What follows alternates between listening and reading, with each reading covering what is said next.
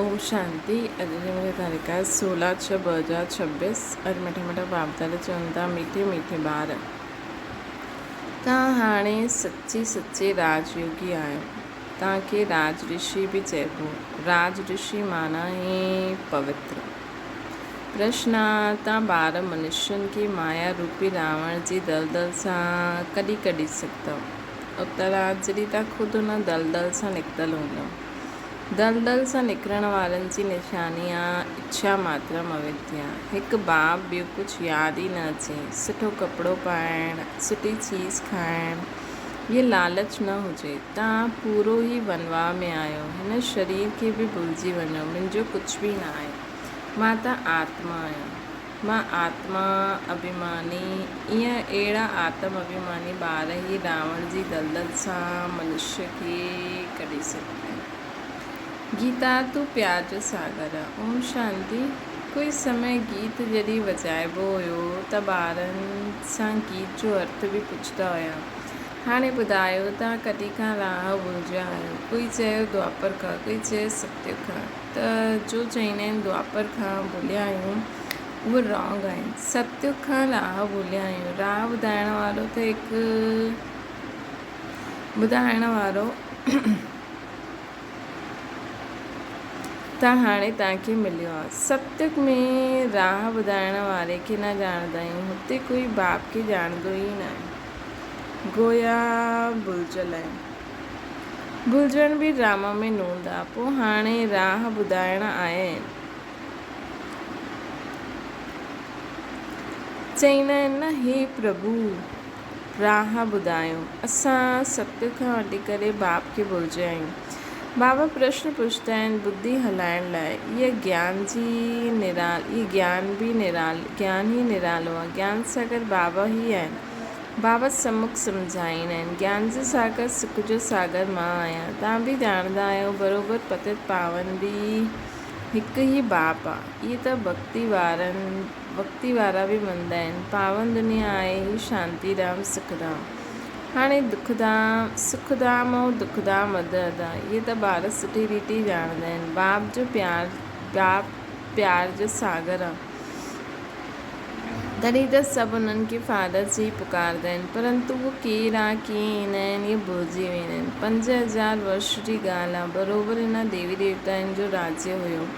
सत्युग में आहे सदगति, पोइ दुर्गति कीअं थींदी, केरु ॿुधाए? बाबा ई अची करे सम्झाईंदा आहिनि। द्वापर खां तव्हांजी दुर्गति थी आहे, तॾहिं खां सॾु कंदा आहिनि। तव्हां सम्झाईंदा आहियो, इहा कोई नई ॻाल्हि न आहे। बाप कल्प कल्प ईंदा आहिनि। हाणे निराकार बाप आत्माउनि खे सम्झाईंदा आहिनि। कोई बि पंहिंजी आत्मा खे न ॼाणंदो आहे। हीअं कॾहिं कोई न ॿुधाईंदो कि असांजी आत्मा में सॼो पाठ भरियलु आहे। कॾहिं न चईंदा कि मां अनेक बार इहे ठहियो आहे, पाठ वॼायो आहे। ड्रामा खे इहे ॼाणंदा ई न आहिनि। करे करे लाखों हज़ार वर्ष रहनि, पोइ बि ड्रामा त आहे न। ड्रामो रिपीट थींदो आहे। इहा मतिलबु दुनिया वारा अगरि लाखों वर्ष बि चवनि, लेकिन कॾहिं कोई ईअं चईंदो आहे कि असां में पाठ भरियलु आहे, असां रिपीट था करूं, है न। कोई बि पंहिंजी आत्मा खे न ॼाणंदो आहे। हीअं कॾहिं न ॿुधाईंदो आहे कि असांजी आत्मा में सॼो पाठ भरियलु आहे। कॾहिं न चईंदा कि असां अनेक बार ईअं ठहिया आहियूं, है न। त बाबा चवंदा आहिनि, इहे ज्ञान बाबा ई ॿारनि खे सम्मुख ॾींदा आहिनि, मुख सां ॻाल्हाईंदा आहिनि। तव्हां ॼाणंदा आहियो असांखे शिव बाबा ब्रह्मा द्वारा पंहिंजो ठातो अथई ब्रह्मण। शिव बाबा जो इहो ॿार ई बि आहे, वनी बि आहे। ॾिसो केतिरा ॿारनि जी संभाल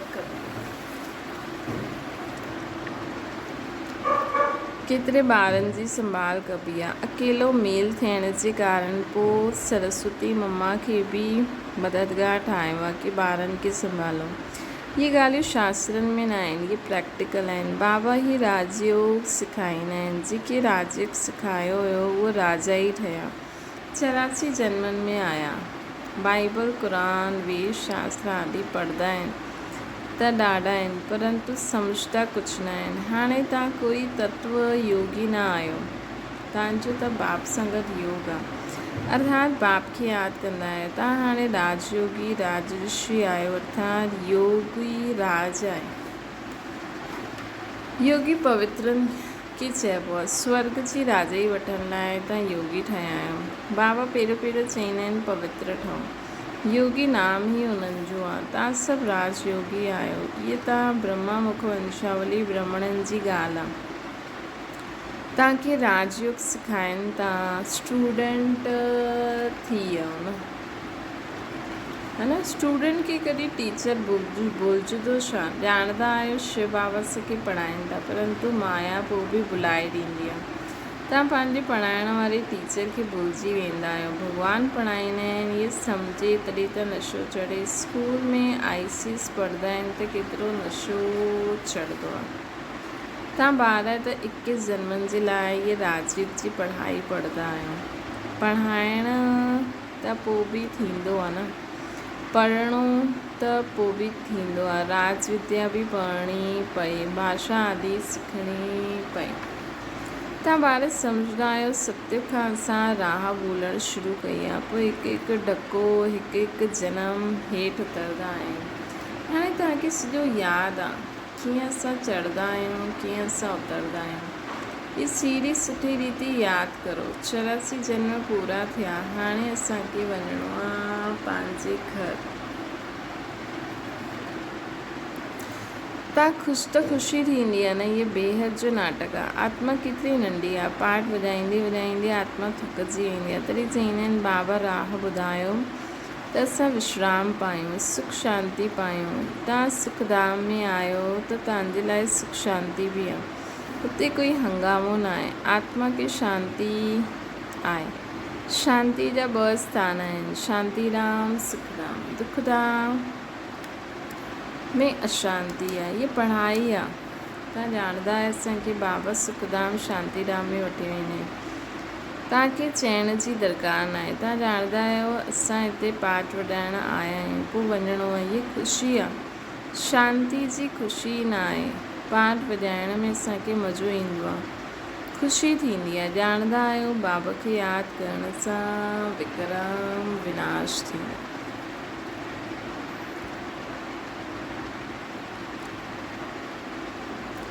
कोई चईंदा आहिनि असांजे मन खे शांती मिले। इहे अक्षर बि रॉन्ग आहिनि। न, उहो बाप खे यादि कंदा आहिनि।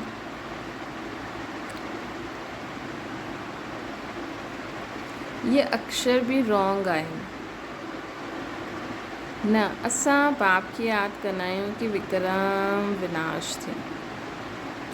छो जॾहिं विक्रम विनाश थी वेंदा त मन आपे ई शांति थी वेंदो। छो मन बुद्धि तॾहिं भटकंदो आहे जॾहिं असांजो कंहिंसां हिसाब किताब हूंदो आहे।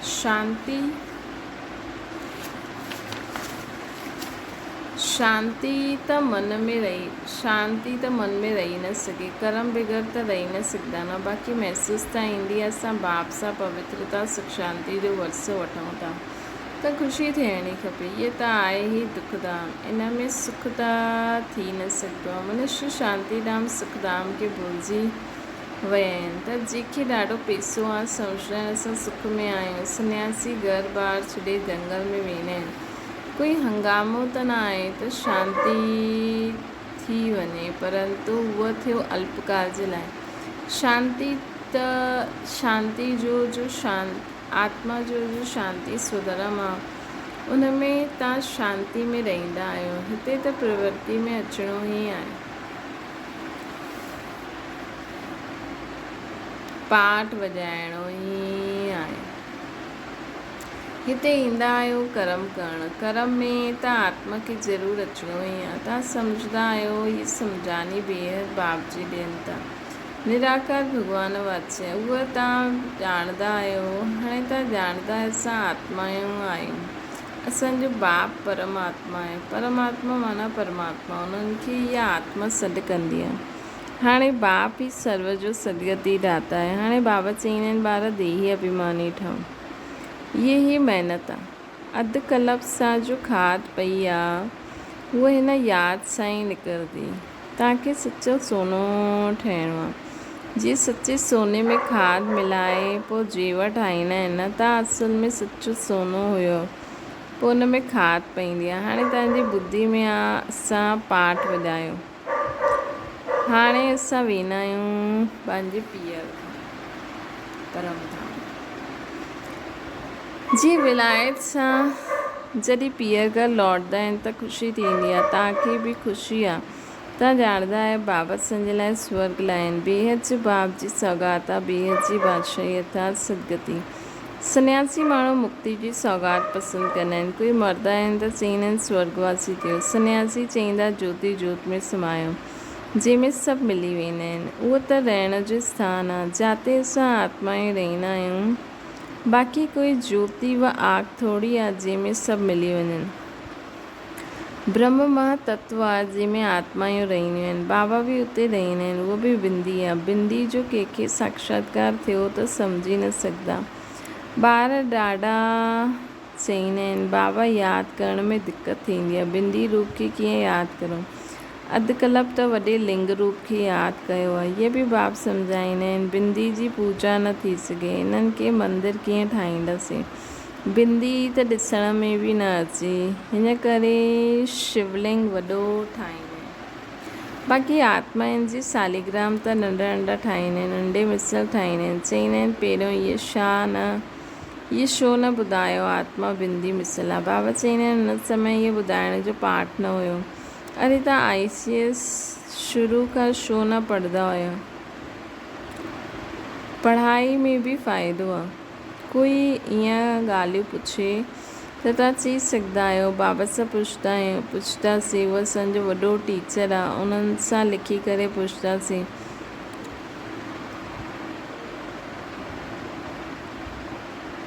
मतिलबु बाबा चवनि था कई ॻाल्हियूं पोइ बि ॿुधाए वेंदी। हिकु बार में थोरी माण्हू वॾी कोर्स खणंदो आहे, क्लास बाय क्लास खणंदो आहे न।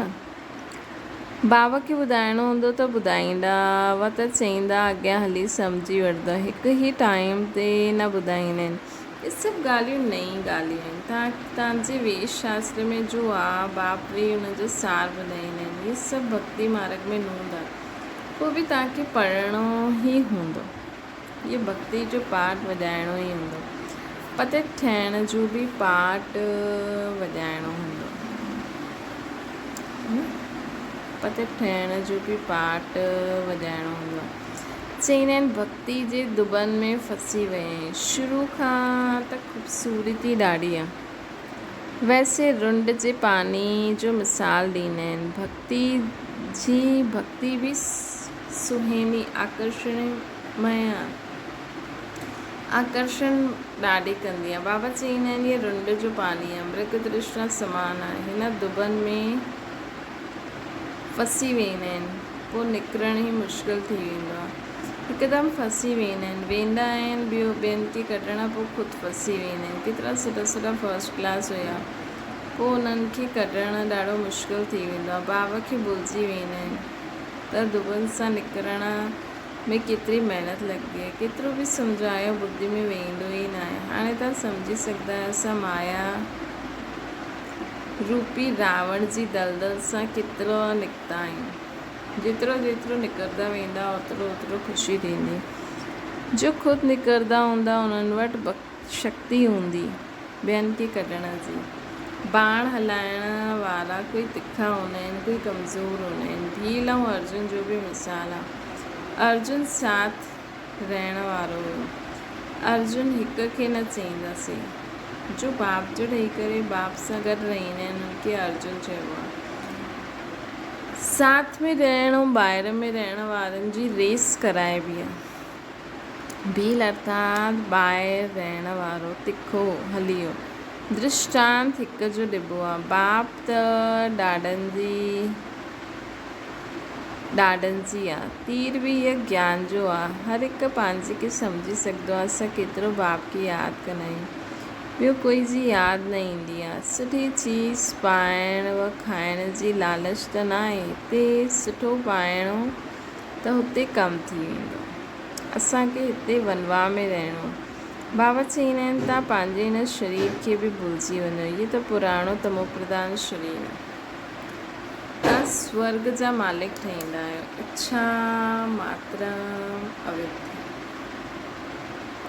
असां स्वर्ग जा मालिक ठहींदा आहियूं त असांखे कोई इच्छा न रहणी खपे। बाबा चईंदा आहिनि तव्हां हिते जेवर आदि बि न पायो, ईअं छो चईंदा आहिनि? इन जे बि अनेक कारण आहिनि। कोई जो जेवर गुम थी वञे त चईंदा वाह बीके वटि ॾेई करे आई हूंदी, ऐं पोइ चोर चकार बि रास्ते हलंदे छीने वठंदा आहिनि। अॼुकल्ह मायूं बि ॾाढियूं लूटण वारियूं निकितियूं आहिनि। फीमेल बि डाकू मारदी आहे। दुनिया जो हाल ॾिसो छा आहे।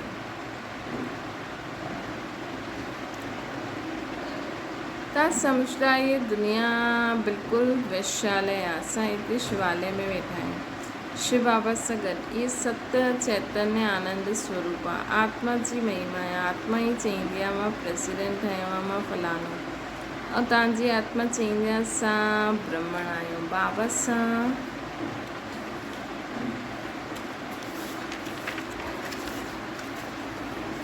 बाबा सां वरसो था वठूं। आत्म अभिमानी में रहणो आहे, इन में ई महिनत आहे। ये मुंहिंजो फलानो आहे, ये मुंहिंजो आहे, ये यादि रहंदो आहे। असां आत्मा भाई आहियूं, ये भुलिजी वेंदो।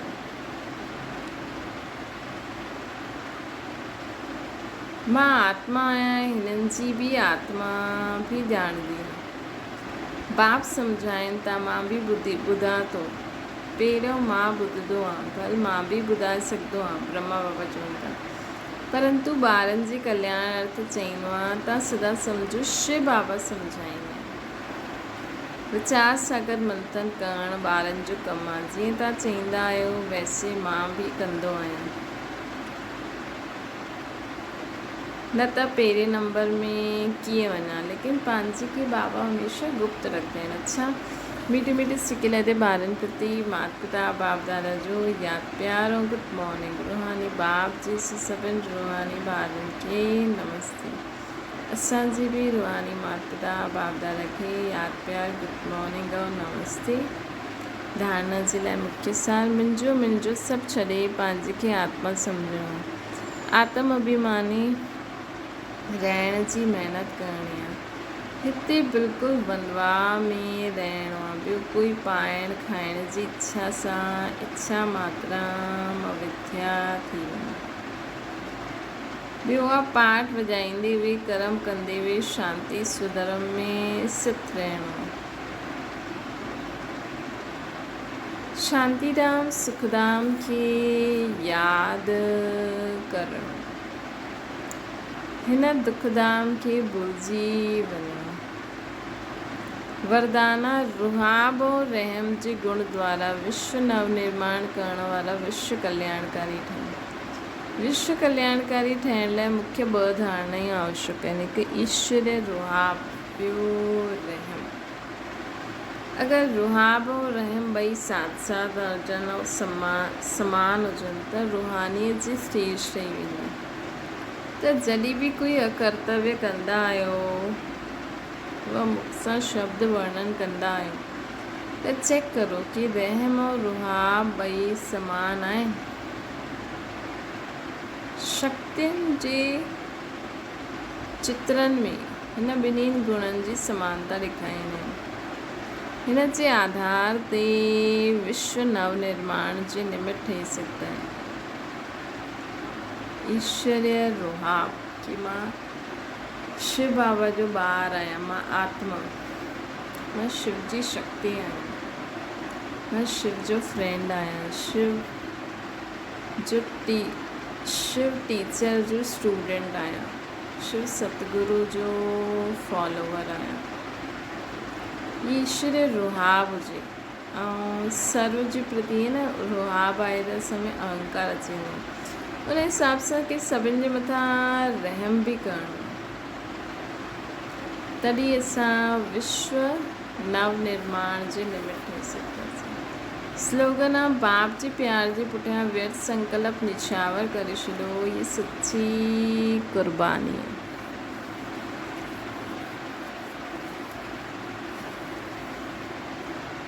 अव्यक्त इशारो आहे जेतिरो जो स्वयं सरल हूंदो ओतिरो यादि बि सरल रहंदी। जेतिरो हर ॻाल्हि में स्पष्ट अर्थात साफ़ हूंदो ओतिरो सरल हूंदो। हर ॻाल्हि में साफ़, है न, मिलावटी न, ओतिरो सरल हूंदो। जो जीअं स्वयं हूंदो आहे वैसे हुनजी रचना में बि उहे ई संस्कार हूंदा आहिनि, है न। जो जीअं स्वयं हूंदो आहे वैसे ई हुनजी रचना में बि उहे ई संस्कार हूंदा आहिनि। त असां बि सरल रहंदासीं त असां द्वारा जेके बि वाइब्रेशन मिलंदा आहिनि, जो बि आत्माउनि खे प्राप्ति थींदी आहे उन्हनि में बि उहो गुण ईंदो आहे। त हर गुण जे प्रैक्टिकल स्वरूप एग्ज़ाम्पल अथव। त हर गुण जे प्रैक्टिकल स्वरूप एग्ज़ाम्पल अथव। अच्छा, ओम शांति। बाबा खे यादि करो।